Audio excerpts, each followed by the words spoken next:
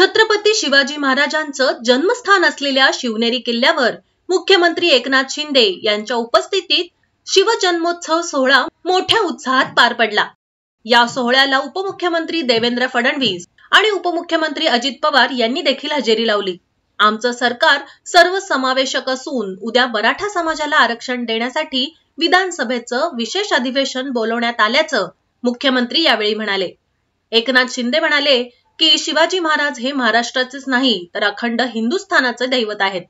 संपूर्ण जगात शिवजयंती उत्साहात साजरी केली जाते। शिवप्रेमी ज्या ज्या देशात आहेत तिथे ते शिवजयंती सोहळा साजरा करतात। मुख्यमंत्री पुढे बोलतानाही म्हणाले की शिवाजी महाराज म्हणाले पराक्रम, धैर्य, शौर्य, त्याग, दूरदृष्टी, सर्वव्यापी हिंदुत्व याचं प्रतीक आहेत। त्यांची सर्वांना बरोबर घेऊन काम करणारे युगप्रवर्तक, सर्वोत्तम प्रशासक, रयतेचा राजा अशी अनेक रूप पाहिली। ते जितके धार्मिक होते तितकेच आधुनिक आणि विज्ञाननिष्ठ होते।